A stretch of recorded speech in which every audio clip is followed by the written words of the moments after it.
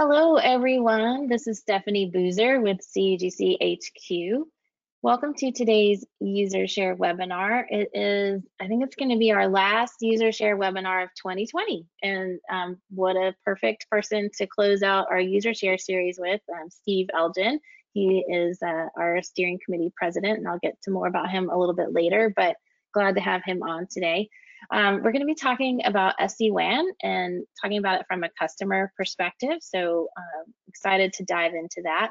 But before we do, I just have a couple of announcements and housekeeping details for you. And actually, I have Steve driving my slide deck for me today because GoToWebinar and my computer were not cooperating. So Steve, would you mind going to the next slide? Thank you.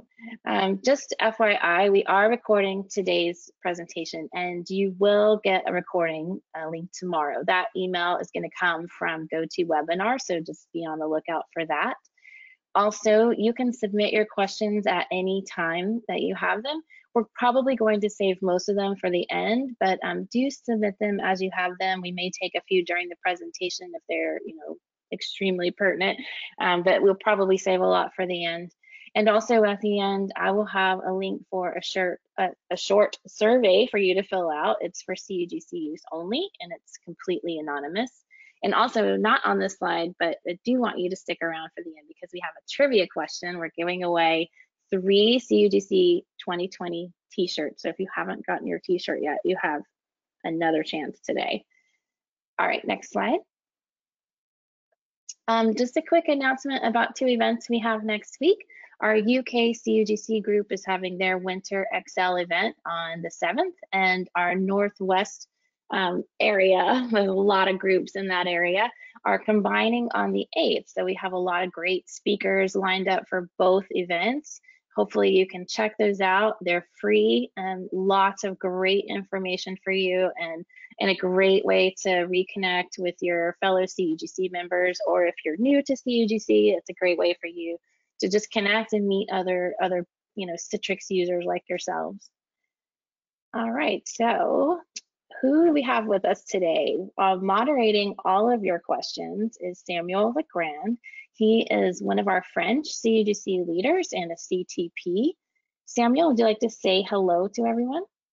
Hi, good morning, afternoon, evening, depending on where you are. And like Stephanie told you, you can ask questions and I will get them answered by Steve and Jeffrey. Thank you. Thanks, Samuel. So definitely type your questions in. He's going to be keeping a sharp eye on those. And as I mentioned earlier, I'm so happy to have Steve Elgin with us today. He is a Citrix technology advocate. He is our CUGC steering committee president. He is a leader of our Omaha group, and he's the IT director at OneWorld Community Health. Steve, hello. Hello, good morning or evening. It's good to be here. Thanks everyone for coming to join us today. And then presenting alongside Steve is Jeffrey Ballman. He's a senior network and security engineer at Choice Solutions. And as you can see, he's got lots of interests there. Hello, Jeffrey. Hello, y'all. How are y'all doing this morning? Hopefully you're well. Nice, bright, sunny, hot day in Kansas City. Glad you guys could join us. Appreciate it. Thanks so much, guys. So I'm going to hand things directly over to you to get us started, and away you go. Great. Thank you, Stephanie. Welcome, everybody. It's exciting to be here with you. Last user share of the year. What we're going to do today is I'm going to present to you, along with Jeffrey, how kind of our journey for implementing Sd-Wan within our organization. And so a little bit about OneWorld. We're a federally qualified health center, and with what that means, it's a federal designation by the government, and we primarily served the medically underserved community. These are folks with low income, no income, or significant barriers to getting quality health care. We're a not-for-profit organization, and About 10 years ago when I started, we had approximately 200 staff at 4 locations, and only about 7% of those staff were off-site with respect to our main location and our data center. Flash forward to today, we have 16 locations, 550 staff, and about 40% of our staff are off-site. We're a volunteer organization that started 50 years ago as the Indian Chicano Health Center, and we serve about 50,000 patients a year, and we have about a $50 million annual budget. A little bit about my approach to technology selection. I have lots of advisors, the community being one of the first and foremost. I pay very close attention to what the community is saying about technology trends and vendors, and I read your blogs, I follow you on social media, I watch your webinars, presentations, and so thank you all for everything that you contribute to our community, because it certainly helps me and our end users significantly. So I'm looking to see what the community says. I also want to make sure that I don't just bring in any technology. I want it to have some sort of vetting from one of our trusted technology partners, such as Choice Solutions. And I'm mainly interested in disruptive technology, because the disruptors tend to think and solve problems differently than most vendors. If you've had a chance to know me or learn about some of the things that I presented on that we deploy in our organization, I think you would see that we have a lot of disruptive tech. And Citrix Sd-Wan is one of those techs. So what I'm looking for is technology that scales well. It should be simple to implement, simple to use, cost effective. As a nonprofit organization, we favor CapEx as opposed to OpEx. And most of you know, a lot of things are moving towards OpEx. It's much easier for us to get one-time dollars in the form of a grant or donation than it is to get operational dollars, because those are mostly focused on staff so they can deliver patient care. The technology that I bring in needs to diminish a limitation. It's got to solve a problem. You know, we're not wanting to bring in a technology that then introduces new limitations. And I also look to see that it returns capacity to my team by reducing unplanned work, because unplanned work is the killer of productivity in the IT world, in my opinion. So we want to reduce that as much as possible. So we've done, this is our second sort of experiment with SD-WAN in our organization. Back in 2012, 2013 timeframe, I had come across a company called Mushroom Networks that made a device called a truffle. And the truffle device we deployed at our rural clinic, and we also deployed another device at our data center clinic, or our main location rather. And the idea was to bond multiple ISPs at the main clinic and at the rural clinic. And the problem that we had was at the rural clinic, there was 2 ISPs available. They weren't very good. They were down weekly, but rarely down at the same time, unless there was a massive power outage, which then that's another set of problems. So when I stumbled across this technology, said, hey, let's give this a shot. We tried it. It worked okay, but it wasn't great. Back then, this kind of technology was very, very new. And we stopped using it because of a couple of reasons. One of the ISPs in that rural community went out of business or sold off.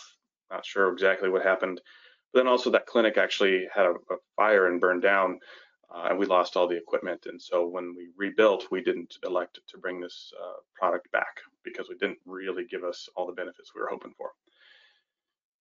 So in 2017, I saw a Synergy presentation from a gentleman who was in Florida running IT for a healthcare organization. And he was describing an architecture that was very similar to ours, multiple locations using Metro Ethernet connectivity, and small kind of Soho branch office firewalls. And so I became very intrigued about the possibility of this being something that we could revisit again in our organization. And so in 2018, I approached Choice Solutions and said, hey, I want to give this SD-WAN technology a go around again, and I want to try Citrix SD-WAN.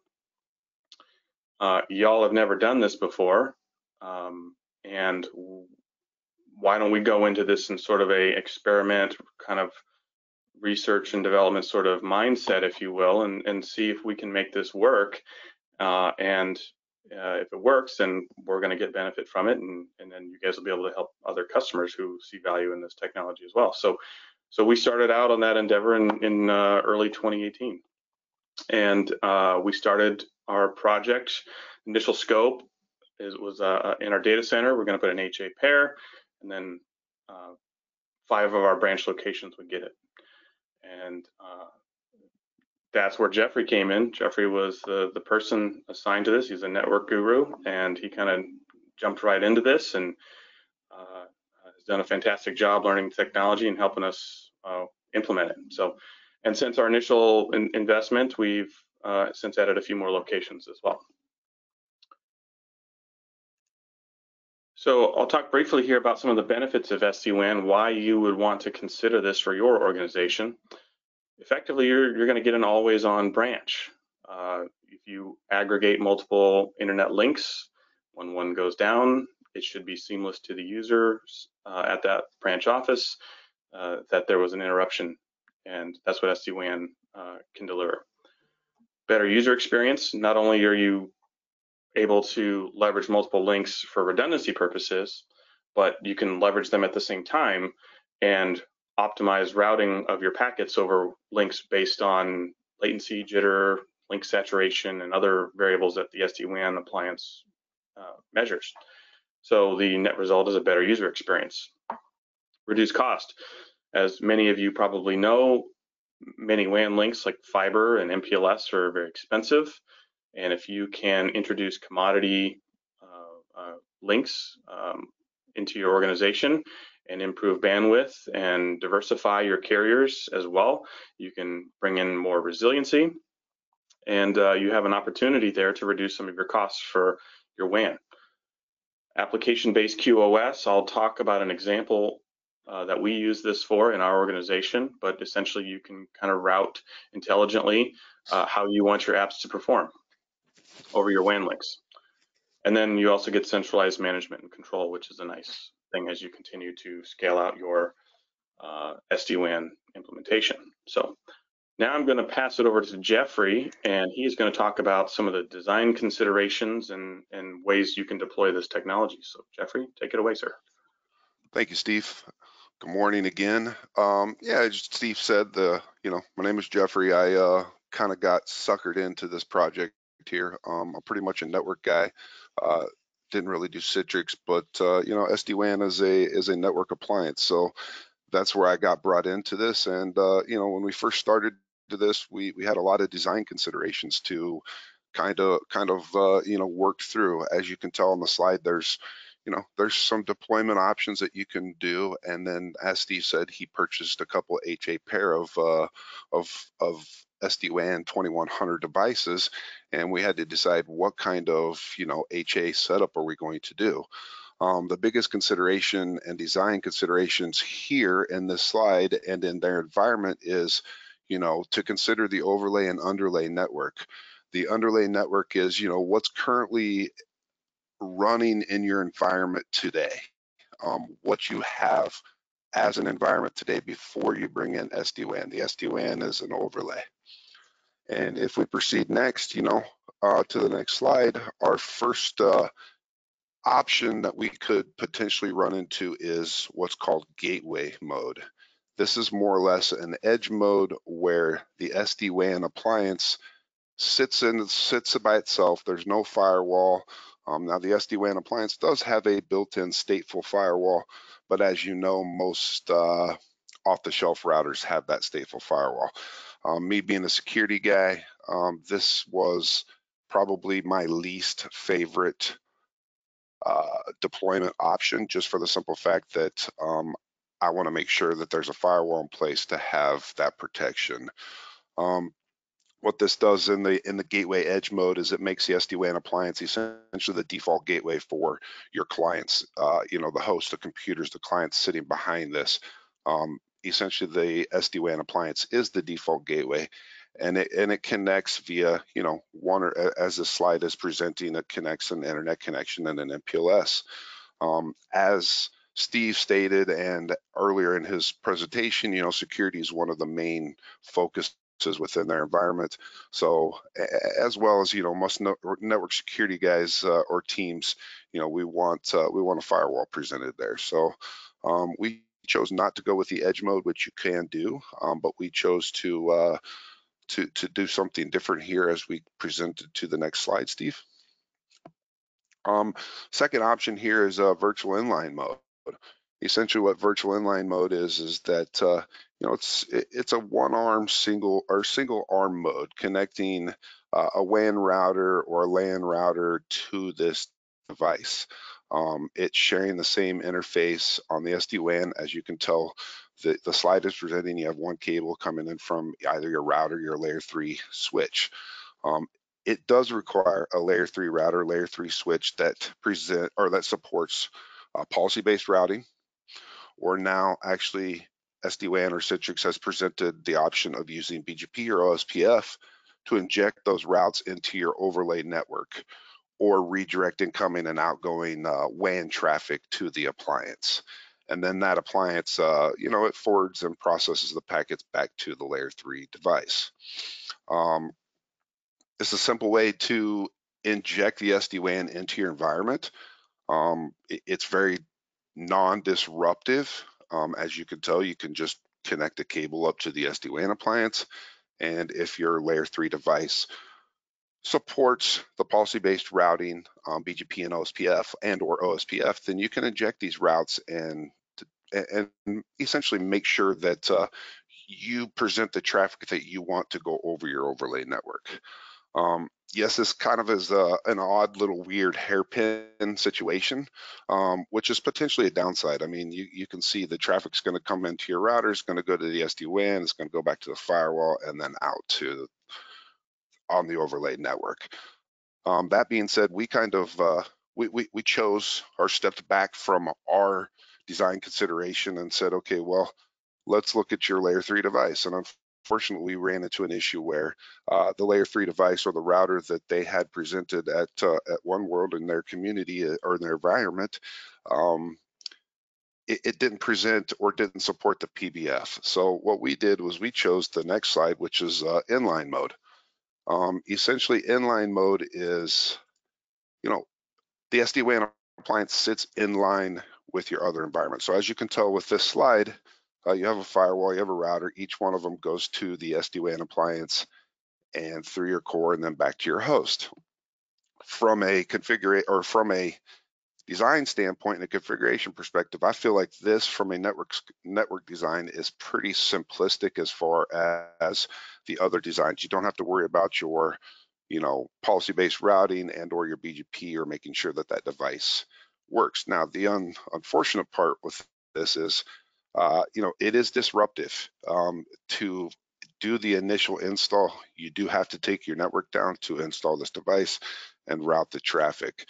The other advantage or disadvantage, all traffic that goes through your firewall out to your internet or out to another site, all traffic is going to look like it's coming from 4980, which presents somewhat of an issue. But in this environment, Steve was more worried and more interested, not really worried, but more interested in the actual traffic flows that were presented and going on within their environment. So this is the method that we chose to be inline mode at the data center. We have, as Steve said, we purchased an HA pair of 2100s. They're sitting in the data center inline mode, sitting behind a point-to-point or MPLS circuit as well as an ISP. Go ahead, Steve, do you have something to add? Yeah, I was just going to say that this actually represents more like the branch offices. We'll show the data center here in one of the upcoming slides. Absolutely. Now, a couple options for HA. we started down the path of running into CLHA. The issue with CLHA here is, as you can tell with the graphic depictates, is that there is fail to wire. So the thing that you have to worry about is, making sure that you have enough fail to wire ports. So fail to wire essentially enables a physical connection between a bridged pair of interfaces to allow that traffic to bypass the SD-WAN if that wire fails. So that being said, as CLHA is concerned, as you can tell on the graph here, each interface goes to another interface. So what you have to really consider here is that you make sure you have enough fail to wire mode if the CLHA, if this is the method that you choose. Now with CLHA, one of the disadvantages that I foresee and that we ran into is if for instance, the standby HA appliance needs to be replaced, you have to take down the network, and the network, there's going to be a disruption within the network when you change that appliance because it's flowing through that appliance. That's a disadvantage to me. I don't like the fact that you have to disrupt the network if an HA piece of appliance fails. So that's why we chose the next slide, which is parallel HA. And with parallel HA,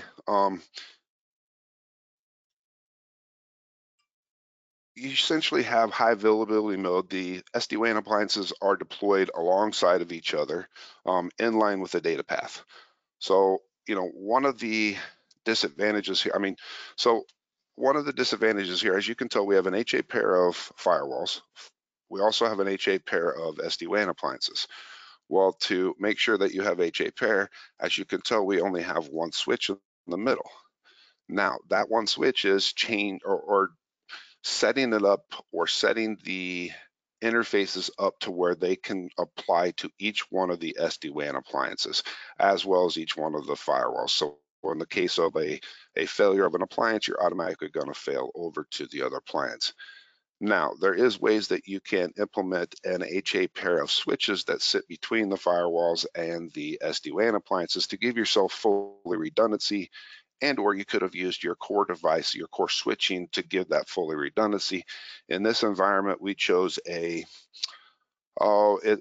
essentially a managed switch, but it has no moving parts within the switch. Yes, it's all eggs in one basket, but we don't feel that this will, and if it does fail, we have or Steve or their environment, they have an extra one sitting on the shelf. Parallel mode, you can see that the switch and router between the firewall sits between the firewalls and the SD-WAN appliances.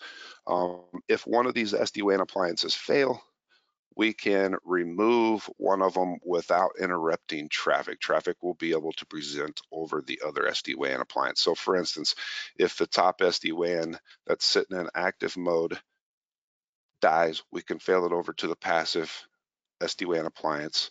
Traffic will still flow, replace the other device, fail it back over to the new device, and you should be good to go without interruptions. Now this slide here, this is kind of more just a high level kind of design how the branches can be set up. As you can look at the top branch office to the top right there, we actually have an MPLS circuit or point-to-point, and then we're also using an LTE circuit. This is just a depiction of how different ways that you can set up the branch. For instance, you can have an LTE and a MPLS, or you can have an internet circuit as well as an MPLS, or you could just have an MPLS circuit. They will all route back over the SD-WAN appliance to the data center. And in our case, what we chose was, well, actually, we have a couple different locations that has just internet. We have a couple locations that have both MPLS and internet, and then we have a couple locations that are getting ready to deploy a third option, which is going to be the LTE network within this environment.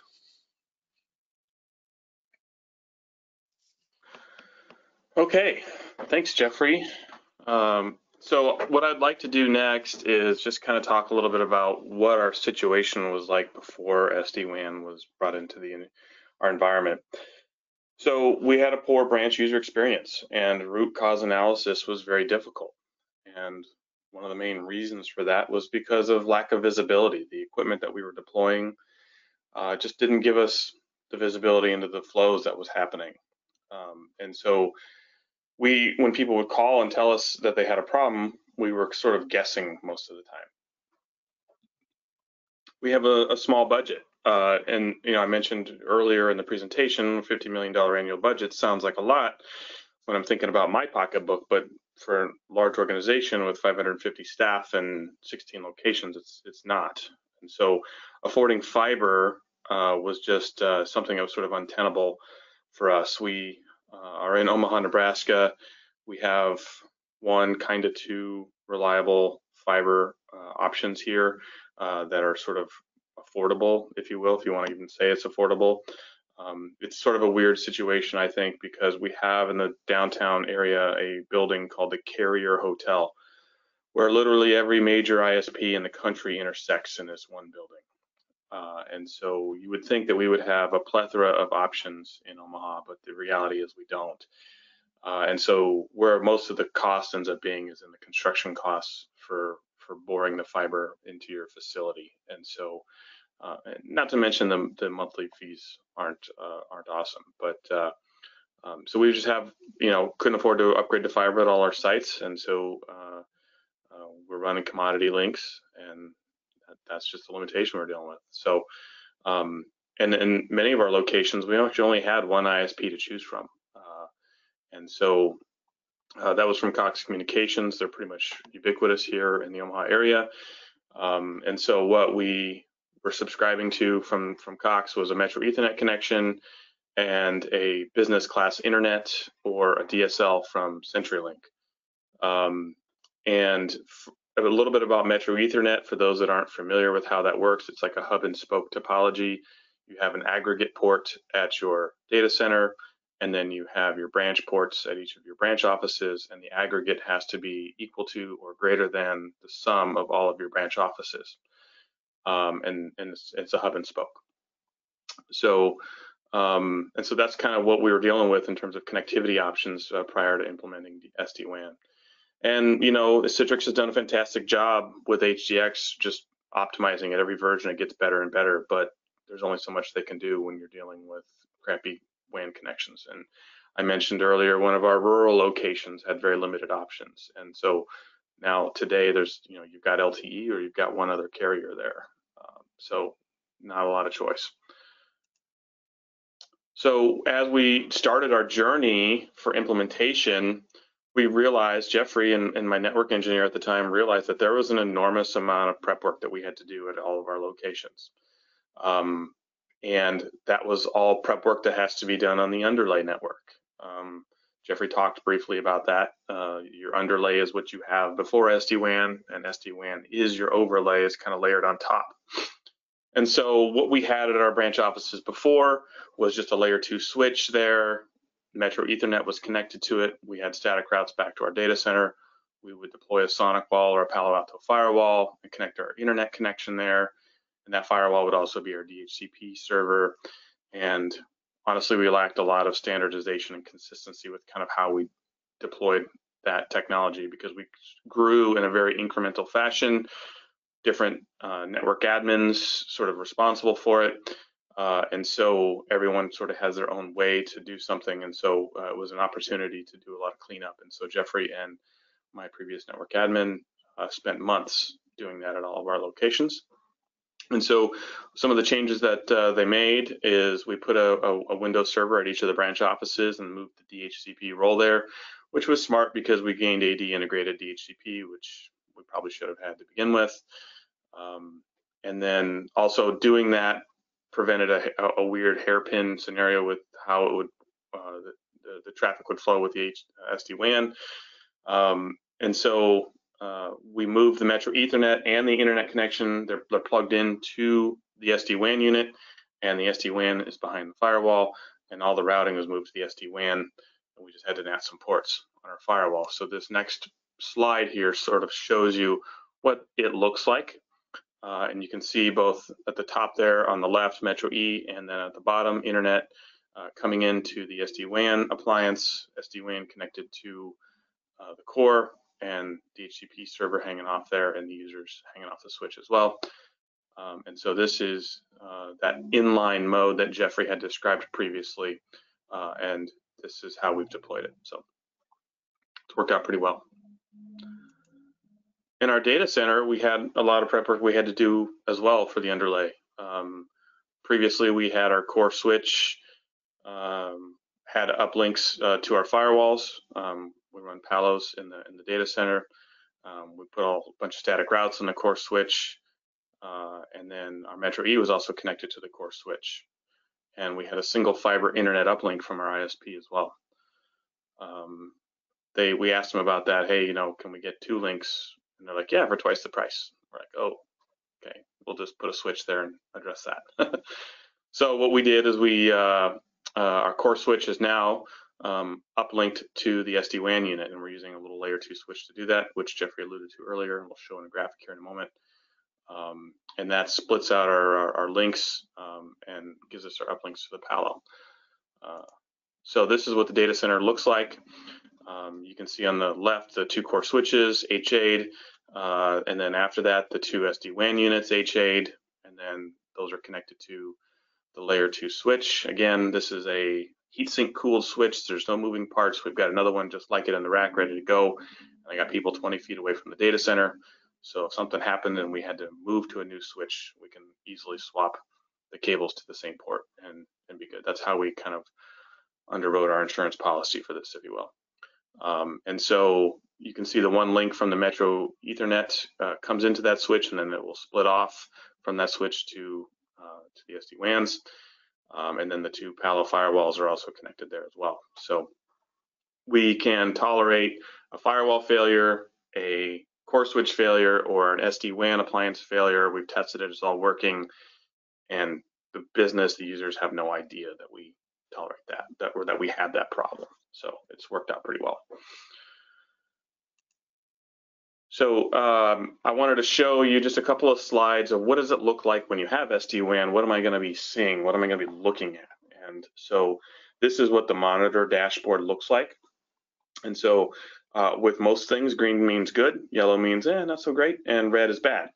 And so what I have highlighted there in red is just showing the 2 connections from the data center to our northwest location. One's a Metro Ethernet connection, the other one's Cox Internet connection. And you can see the columns there showing the path states are good, the virtual paths are up, there's no congestion on them, loss and jitter and that stuff are in good ranges. So you kind of really get that data and you can tell. If you're a network person, you would probably live in this all the time. You would just really love it. And I'm not so much a network person, so I like things like PRTG, which is where we dump all of our data to, which I think I'll get to in another slide here. You also see there on line 10 that there's a dead link, and that's because that location actually wasn't live yet at the time that I took the screenshot, but it's good for illustrative purposes.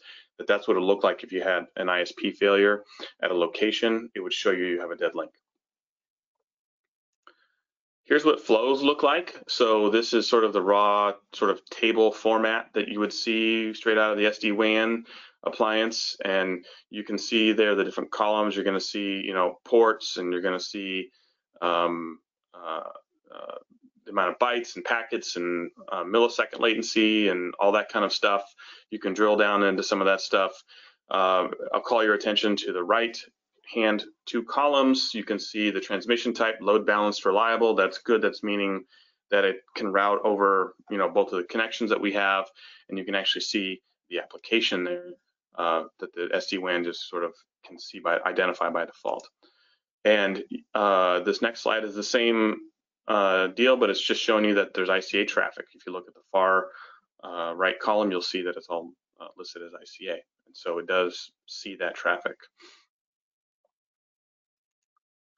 So I want to talk about some of the benefits we realized once we did implement SD-WAN. We now have appliances that give us good net flow data. So we could dump that into PRTG and we could get visibility, and I can see pretty charts and graphs that I can show, I can use for myself or show to my boss when I want to go advocate, hey, we need more bandwidth or we need more resources. I have a way to provide reporting, which is great. FaceTime traffic. So when we implemented SD-WAN, we were doing telehealth, and this is before a pandemic existed. We were doing telehealth really only for behavioral health, and we controlled both sides of the call. And so the behavioral health provider would be at one location, the patient would be at another location, and we just each one would use an iPad. We owned that on both sides. And what we learned was that FaceTime, the iPads, if they can talk to each other directly over the LAN, that they'll do that, even if it's going across the private WAN, that we had in place with the Metro E before. We didn't realize that. I always just sort of assumed that with FaceTime, it would go broker up to Apple and go out the internet, and that's how it worked.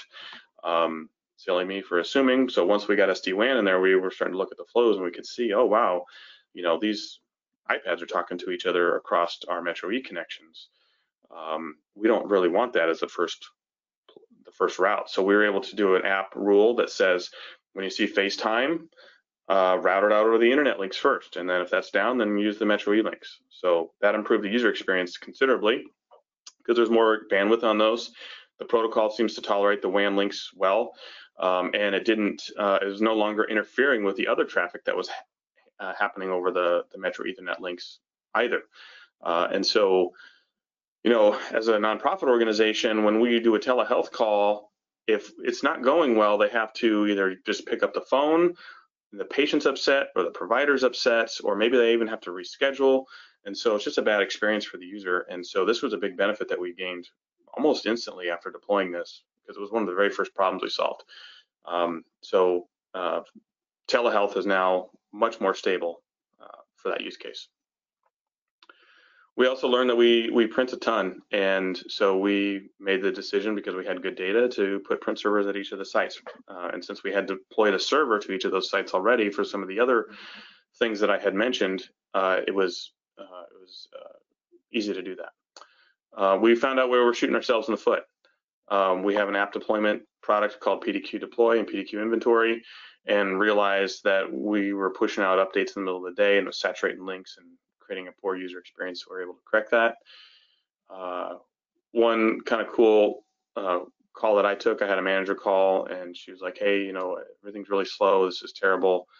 What's going on? And I was able to jump into PRTG and look at the flows of data coming out of the SD-WAN appliance, and I could see that it was all Exchange data. And I'm like, hey, you have your Outlook open, and it looks to me like maybe you're not at the computer that's in your office, you're at another computer.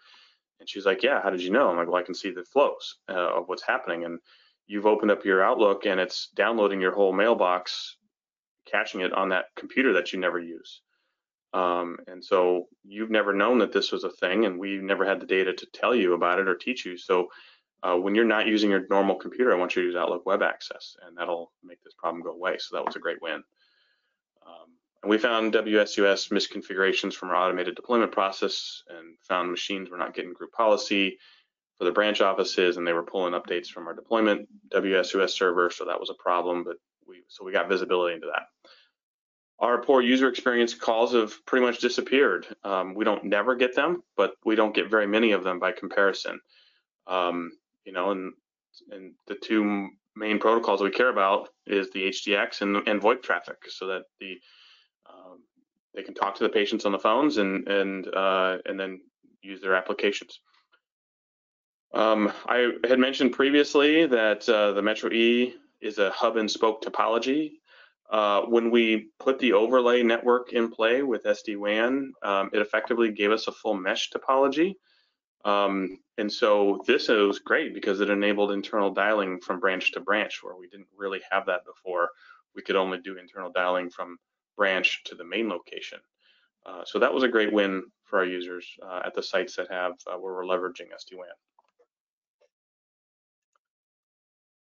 We did have some stumbles along the way. When we were deploying this, SD-WAN was pretty new tech, and Citrix was new at supporting it. And so we had some pain getting to the right person to help us when we were having problems.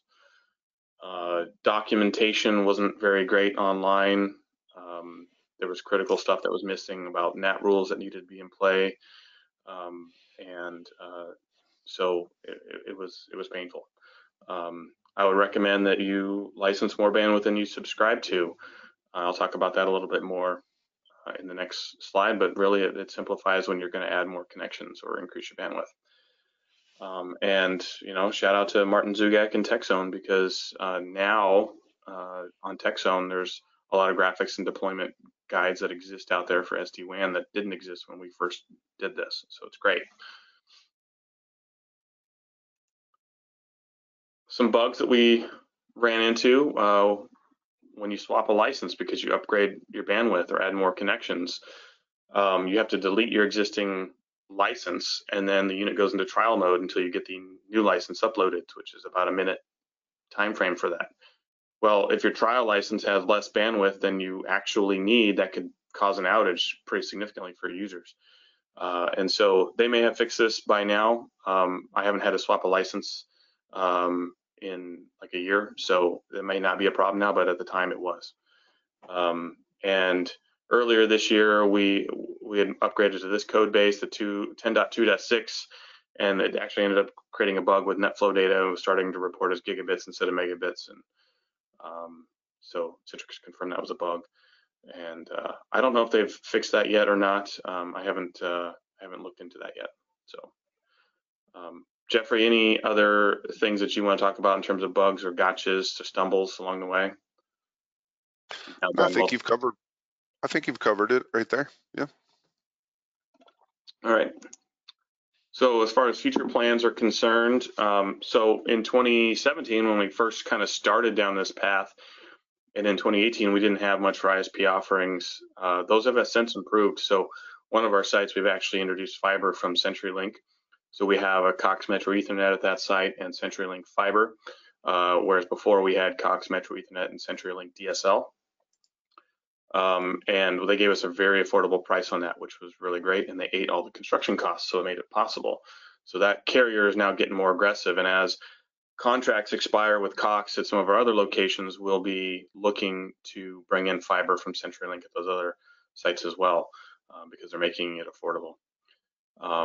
And one of our upcoming projects is to use the LTE version at our rural clinic, because they only have one ISP available there, so we can get good LTE there with Verizon. So we're going to be trying that out. Continue to fine tune and shape things and introduce SD-WAN at other locations that we have as we need to.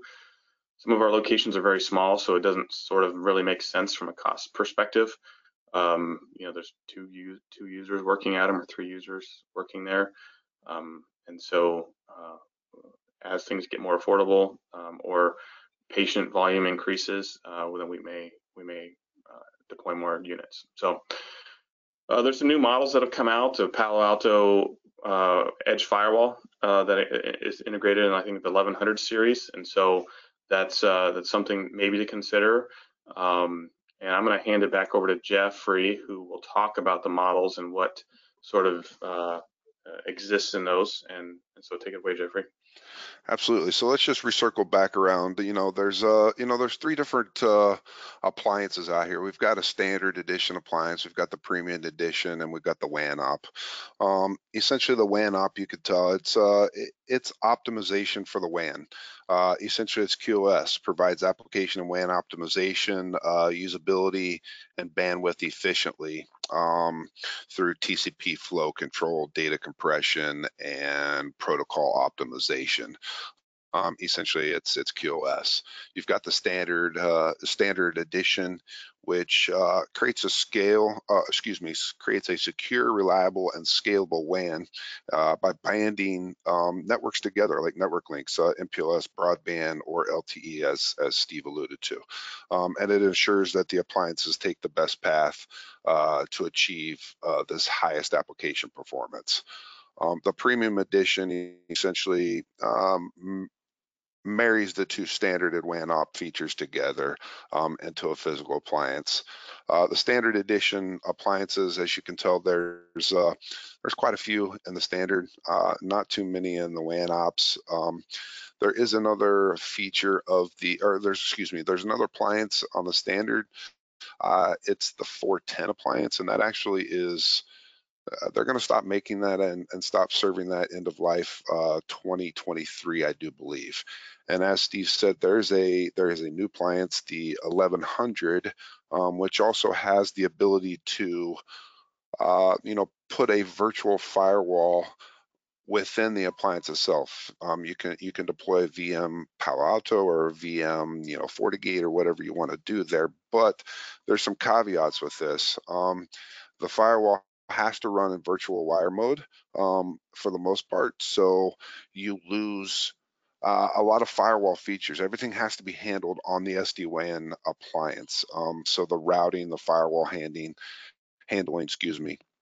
And HA is it's handled by the actual SD-WAN appliance versus the firewall itself, which would cause no session persistency between the two appliances if one device fails and fails over and has to use the secondary VM firewall, you're going to lose sessions.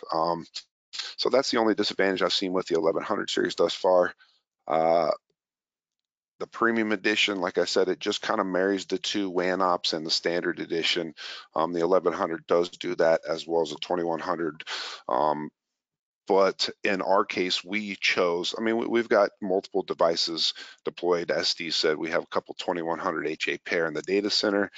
We've got some 210 LTE devices out there, and we do have a couple 410 devices sitting out in his environment as well. But as I said, they're not end of life until 2023. And the main thing to kind of note with the different models, the model numbers specifically, is it's the amount of ports that you get physically on the appliances and the amount of bandwidth that you can push through the units and the backplane that performance. Right, Jeffrey? Is there anything else to add about those? No, that's 100% correct. As Steve alluded, the model numbers, as the smaller numbers, you get less bandwidth or less throughput that's encrypted. So, the bigger models, the 5100 series, the 6100 series, you get a tremendous amount of encrypted bandwidth throughput. Excellent. All right, well, that concludes our presentation on SD-WAN. I think we have a trivia question now. We do. So the first 3 people to get the right answer will win a shirt. So you had to be paying attention, I think. Okay, SD-WAN.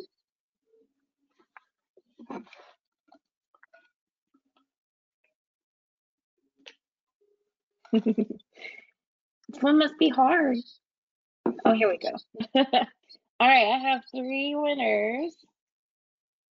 Paul, Michael, and I am gonna Chaitanya. I'm not sure if I'm saying it right, but I will reach out to you guys after the webinar, and I will send you a form to fill out and get you your shirt ordered.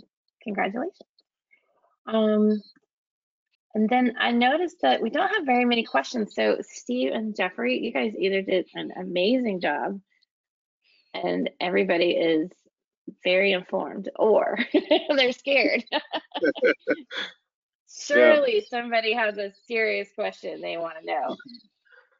For the trivia, the correct answer was false. I don't know if everyone can see who answers what. Oh, sorry. No, I didn't say that. Thank you, Steve. Yes, it was false. Sorry. There we go. Questions are coming now. So does the SD-WAN have a VPX option? Yes, sir, they do. Yep, and I think that's what you would use, because you can deploy SD-WAN in Azure and that kind of a thing too, which we didn't really touch on. So that's the kind of appliance that you would deploy in the cloud, public cloud. Someone is asking a very specific question about Fortinet firewalls running on the 11.00 version. Do you have any documentation for that? Actually, I do not have the documentation at my fingertips at this moment, but we can definitely follow up with that. I do believe I've found that where the FortiGate or the VM Palo Alto will run on the 1100. Okay, cool. Another one about is it possible to run the virtual appliance in Netscaler Sdx?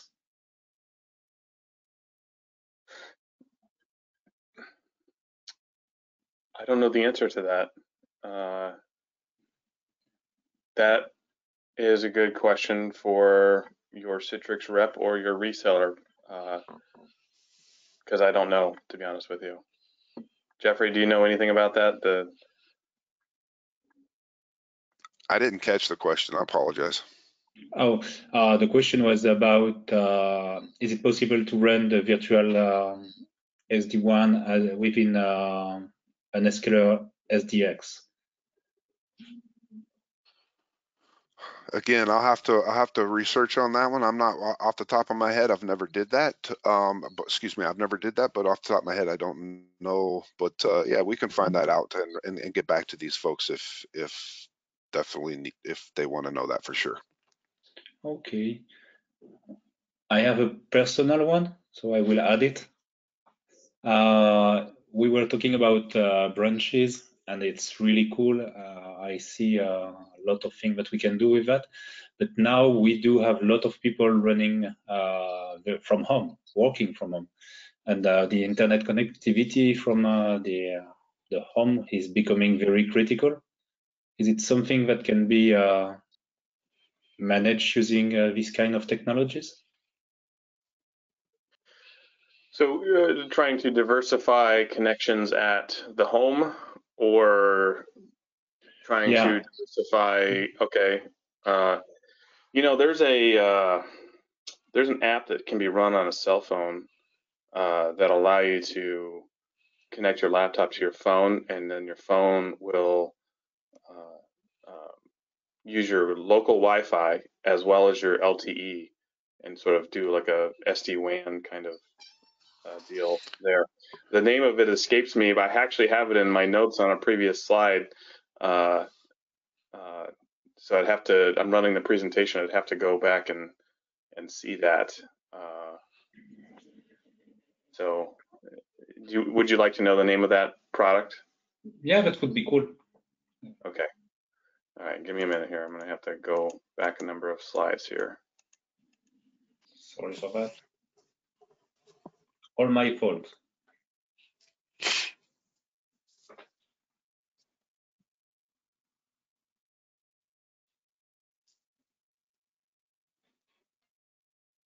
Actually, a lot of slides.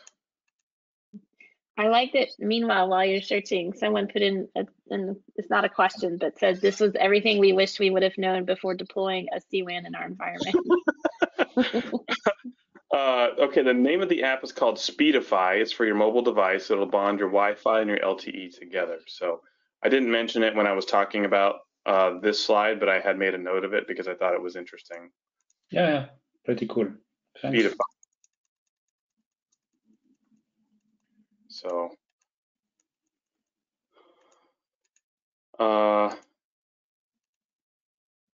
any other questions?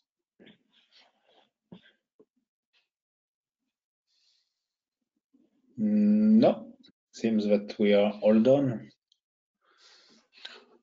All right. Well, thank you very much for attending today, and thank you CUGC for organizing this, Samuel for moderating, and Jeffrey for joining me on this crazy journey of learning this technology so that we could then come here and tell people about our experience. Thank you all. Appreciate your time.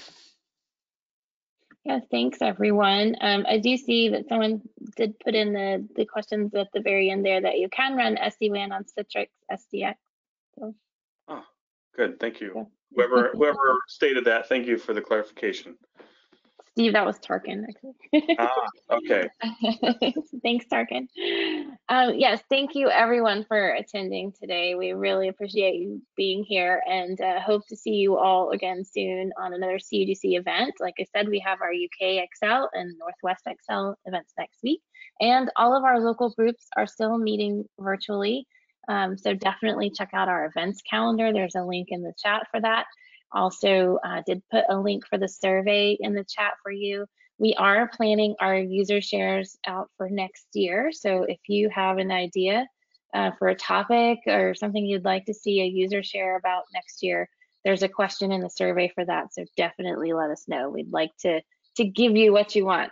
But otherwise, I return you all to your day. I hope you all have a great day. And thanks again to Samuel and Steve and Jeffrey. Thanks again, guys.